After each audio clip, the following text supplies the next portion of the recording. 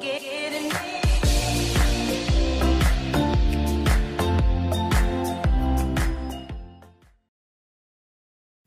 everyone, welcome to Becky's Crafts and Goodies. Today I'm going to show you how to make a notice board. Now I have made one of these previously in a tutorial, but it was a little while ago, so maybe some of my new subscribers may have missed it. I'm also going to change it slightly, and I'm going to make this one have that little bit more of a vintage feel to it. Now they really are quite simple to make. They look a little bit more probably difficult than they really are. So as with everything, once you know how to do it, just give it a go. So I don't want you to be scared. If it's something you want to do, just have a go, see how it works. So to start with, you're going to need the actual notice board itself. Now lots of shops sell these. This one I do believe came from the range, and they do sell quite a few. Now you could start with a smaller one. I know that some of the cheaper shops, Poundland, places like that, do sell them occasionally. So this size is a 60 by 40 centimetres, but you could find one of the smaller ones if you just wanted to start with something a little bit smaller. So you need your memo board or your notice board to start with. You also need some sort of wadding. Now I'm just going to reach over and grab the wadding here. Now this came from Dunelm, and they do have quite a few fabrics in there and rolls of wadding. Now this isn't too thick. I don't know the exact thickness here, but it isn't too thick. But you don't want the really, really thin stuff or the really, really too thick stuff. So, you know, kind of that sort of thickness. You can kind of just see your hand through it, but you don't want it to be really see-through. So you need some wadding. Also your trusty glue gun, if you've got a glue gun. This one came from the range. I've had it for quite some time. I've got two of them. It's the stick it one, and of course you'll need some glue sticks as well. You can buy cold glue sticks and hot glue sticks, so just make sure that if you've got a hot glue gun, you buy the correct stick for that. You will of course need some fabric. Now I did treat myself. I went into Dunelm and I treated myself to some fabric, and I don't do it very often, and I really loved this design, so I want to show you. I bought some lace, which was £4.50, and the Ditsy floral fabric was £6, and the vintage floral was £6 as well for a metre. So I'm just going to open this just to show you. I left it in the packet to show you guys. So you can do these in any design that you want. It doesn't have to be sort of my kind of thing. So these are the two materials that stood out to me, and I'm going to use this particular one today because I wanted to look a little bit vintagey. Here again, those that know me will know this is my kind of pattern, and I love that, and that will make again a beautiful notice board as well, and I love both of those designs. I did find this lace, and I just thought it was so sweet. It said £1 a metre, I'm sure it did, but then when it came through till it said £1.50, but I wasn't going to quibble for the price of, you know, £1.50 because I had 3 metres, so I wasn't too fussed anyway, because I thought it was still quite a good price, because look, I've got loads here, and I just think that goes really. My intention was to kind of put it with this fabric, but I'm not sure I'm going to do that, but I still wanted to show you guys anyway. So they're from Dunelm, but for the sake of this video, we're going to move this to one side, and we'll be using this fabric here. So once you've got your fabric and your wadding, you will need something like ribbon or lace to put over, because you're going to do like a crisscross effect. Now I normally use ribbon, but today I am going to use this lacy kind of fabric here, and that again is just going to keep in with the theme and the vintage kind of look that I'm looking for. So I had that in my stash, didn't have to buy that. I've had this memo board for a long time as well, so the only thing I had to buy for this video was the fabric, because I already had the wadding as well. I'm going to use my flowers now. You'll see where we use these later on. You would need something like flowers or buttons or something like that. I mean, I've got sort of a few different jars of buttons, so if I just tip these out, you know, you get some that are different, get them that are the same, whichever. So you can use buttons and glue those on. Or I did think these would be quite nice. I've had these quite some time. These came from Hobbycraft. You can get these gems. I did think they'd be quite pretty to glue on where you do your crisscross. But for today, I'm going to use these flowers. So I'll pop these over to one side. So we'll stick those up there for now. You also need one of these little staple things. Now they are a little bit violent, so don't let the kids anywhere near them. And they're the ones that you kind of push like that and it goes straight in, so it doesn't sort of fold like a normal stapler. And I've just got some spare staples. I've had these a little while, so just in case we need to refill. You also need these, they're kind of split pins. When I first started making these notice boards, I could not find these for love nor money. I looked everywhere and like nowhere had them. I can't even remember where I bought these from, but I think eBay was the place I got them from in the end, or Amazon, places like that might sell them. So they're the pins that have a little round head on like that, and they separate that way. Okay, so that's what you need. You also need this is my trusty old block of wood that I use every time. You can see the holes in it actually there. Look, looks like we've got a bit of woodworm. So we need that, and that is purely, we're going to put that underneath, and this is what we use to bang the holes through, to put the pins through. This is the same little thing that I use every time, and I'll just keep that. And you just need a hammer as well, just to hammer that through. So let's get to it and show you how to make them. Okay, so the first thing that we need to do is to measure our wadding, because that's the first bit that we're going to put down. So I'll just move these bits and pieces out of the way, and I'll just open this board here. Now these pins are not in the right style, so I won't bother keeping those, but I'll just use those for something else, but not for this project. These here, these little like screw type hooks, you can screw those in the back and put some string to it, and that's what you use to hang that up. So just be careful not to lose those. So I'm just taking the cork board out of the wrapper, and get rid of that wrap, and we're going to measure the wadding. So this is wadding that's been cut into all sorts of shapes because I've had it for some time. So all I do is just measure it on a table like this. Now I've not got the right scissors, so I'm hoping these ones work. I might need to neaten that edge, so you kind of want a straightish edge. And you want to leave yourself, when measuring, you want to leave yourself a gap around the edge. Now the gap will depend how thick your wadding is. It will depend how thick this gap is here, this frame part. But what you want to do is this part of the wadding needs to bend over. Now I'm just going to pull that a little bit more because it needs to kind of fit on the edge of the frame there. So that's kind of where it wants to go. So what I'm going to do now is just cut out the size that I need.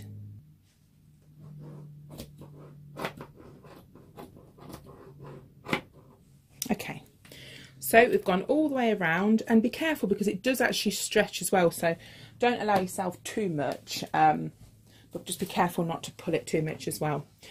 So once you've got that, what we need to do is to pull the wadding up over, and we need to staple it in place. So I'm just going to show you one because it is quite noisy. So you just get your staple gun and you shoot it in like that, and that's why you have to be very careful with it because it is very violent.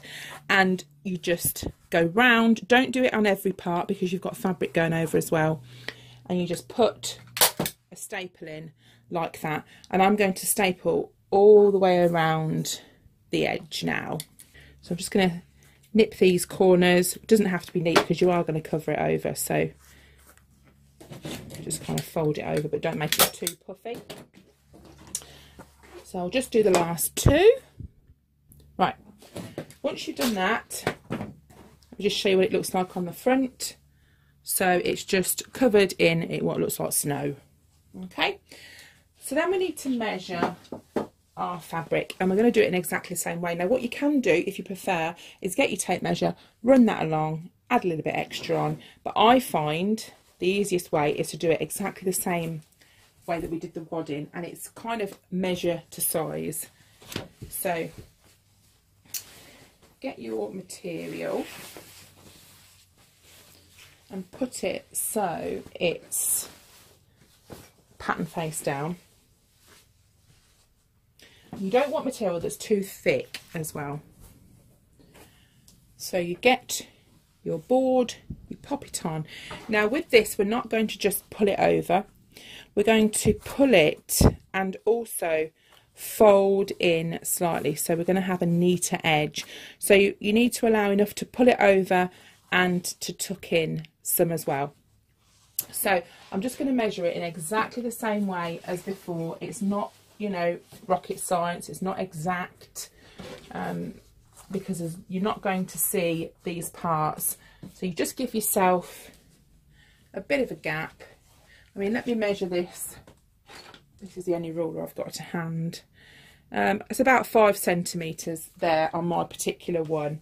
So all I'll do, I'll just move these out of the way, is I'm just going to go round, freehand, cut round the whole of the sort of shape and then use that for my material.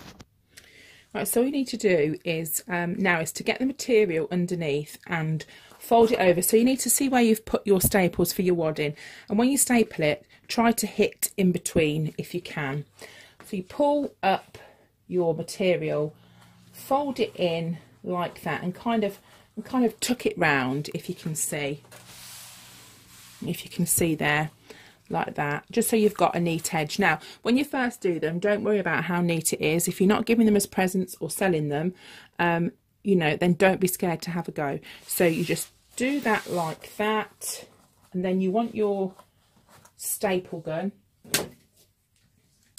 and you just staple in like that, and you need to do the same all the way around. So pull it in, just make sure your material is straight and not pulled really tight, but tight enough so it's not baggy.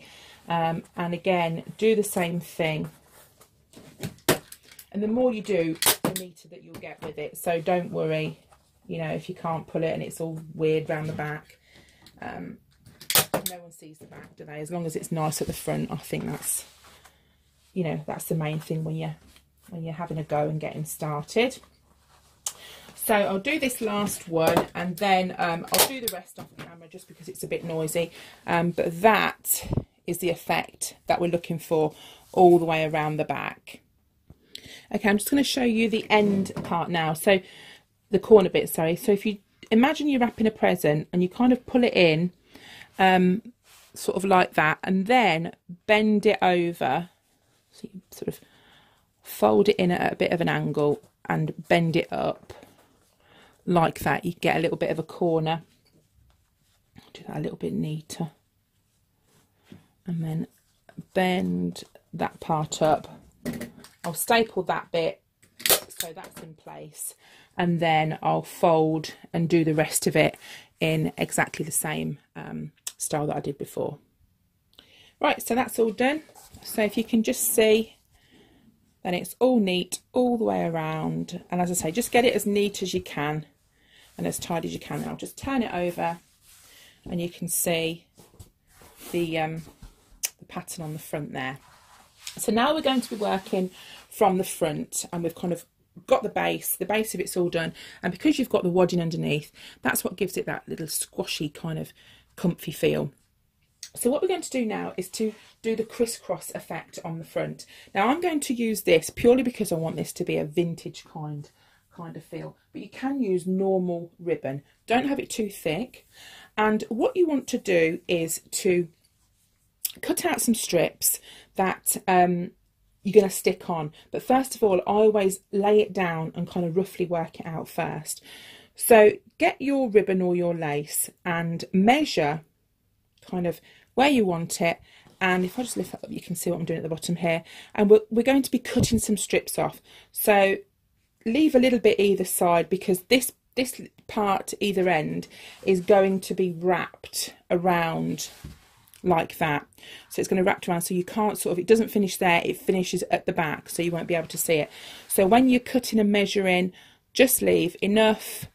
Better to have too much and then cut some more off than not enough, and that will bend round and secure round the back like that. So what I tend to do is to get some strips, hold it like this, snip it off leave that bit there. Get another bit,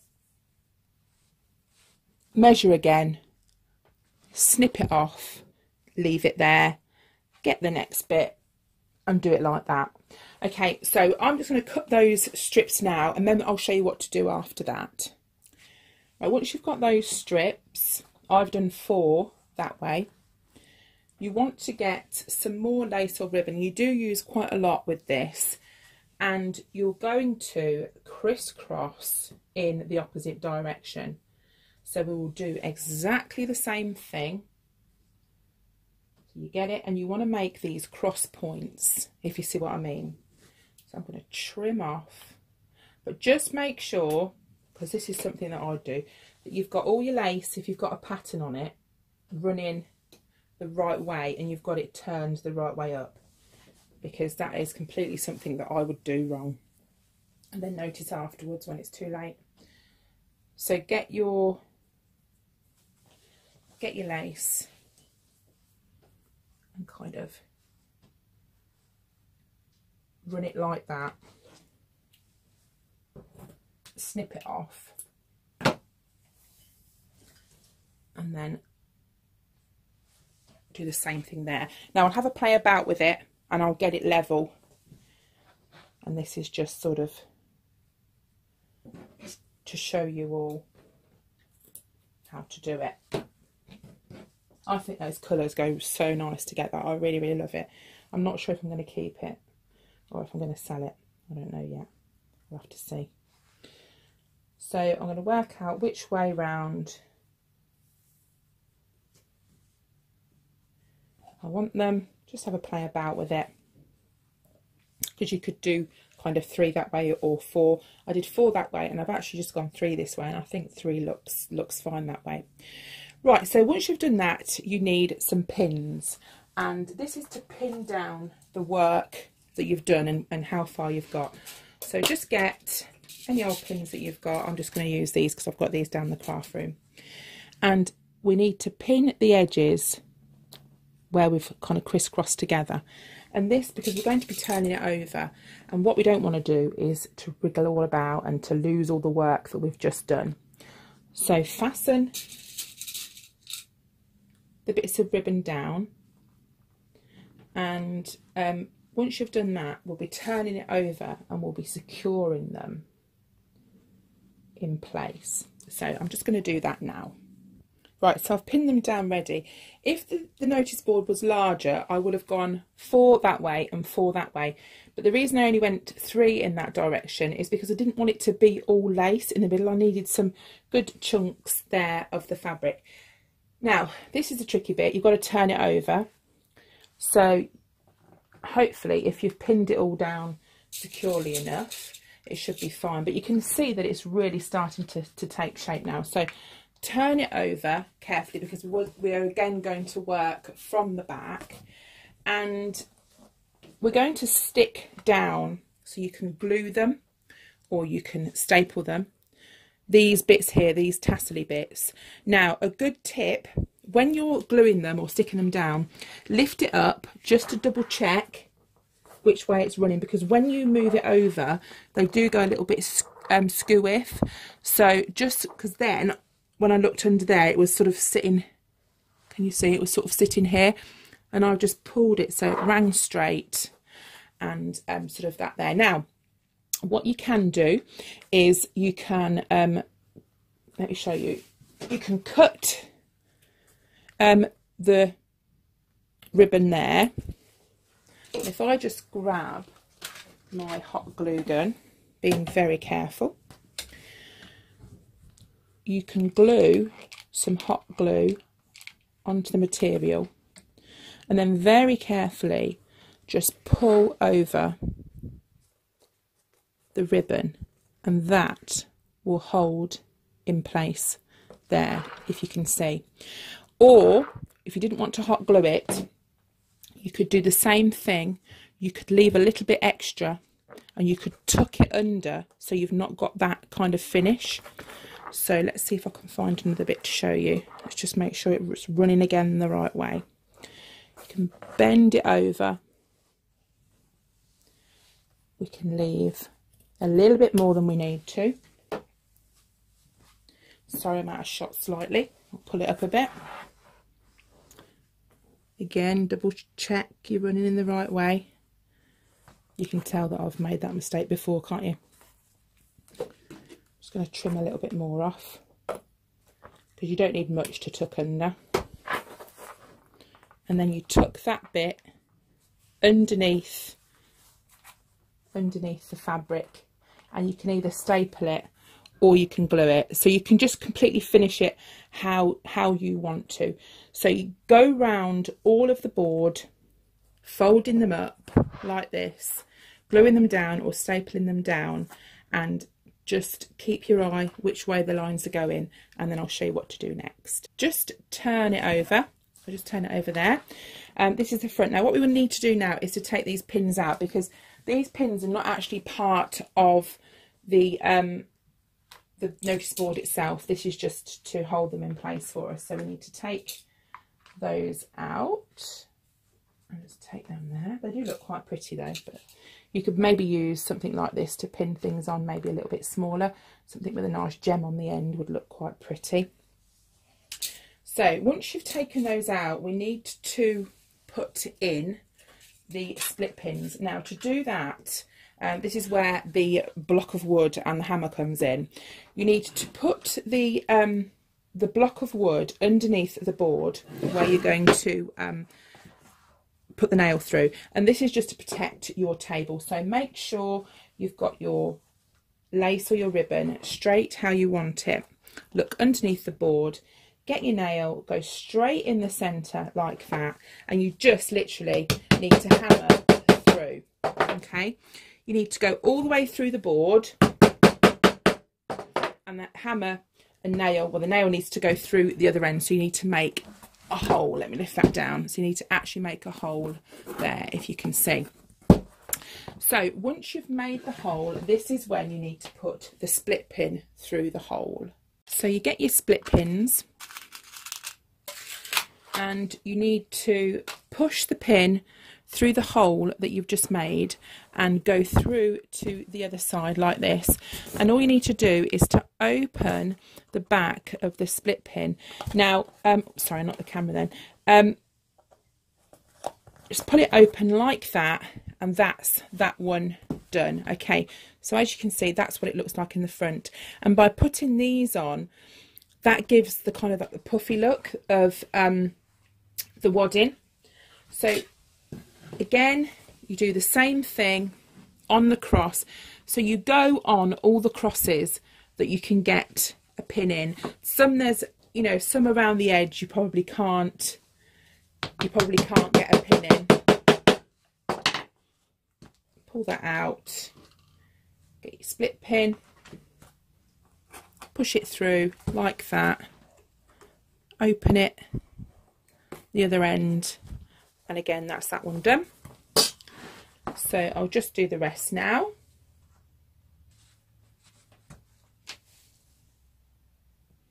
Once you've done, just pull out your board from underneath, and that's it. So the board is quite vital really, because you don't want to damage your table or anything like that. So I think the split pins look quite nice on their own. So if you wanted to leave them with that effect, then you could do.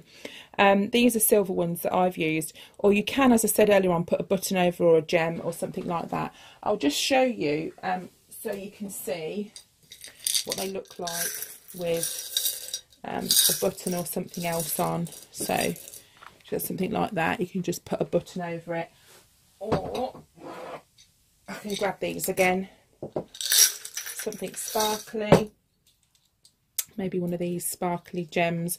Not really got one that's the right shape, but as you can see, you could do that as well. That would look really, really nice. So I'll just pop these away. Just wanted to show you those so you could see what I meant. Grey would go quite nice with that colour as well. So I've got some grey buttons that would look quite cool. For this instance, I'm going to use these flowers. These are Wild Orchid Craft flowers. Again, you can get flowers from so many places now. The Range sell them. The Works do as well, I think. Quite a lot of online shops. So what we're going to do is we're going to cut the stem. This is like a wire stem.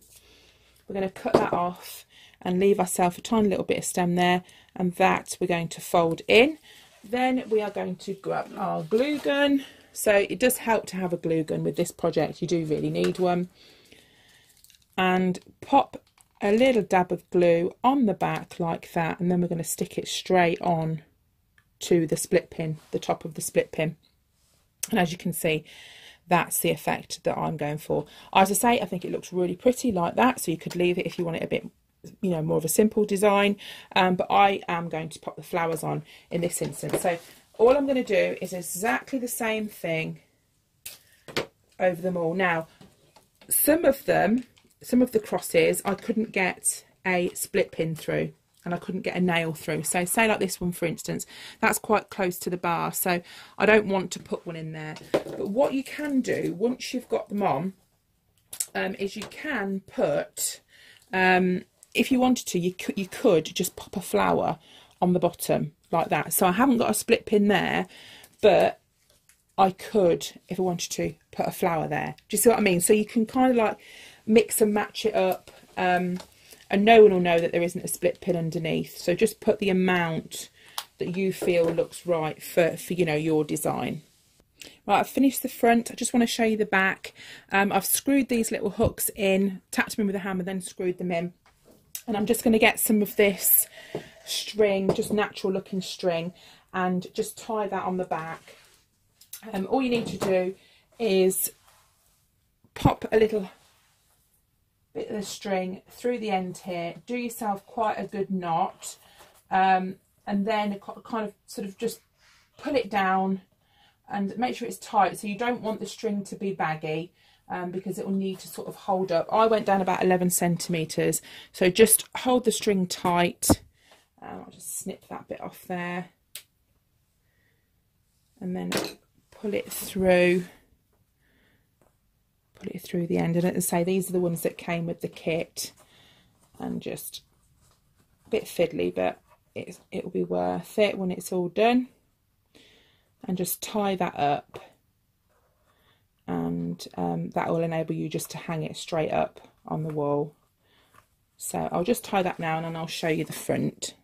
Okay, so just before I turn it over, I'll just tell you about these split pins.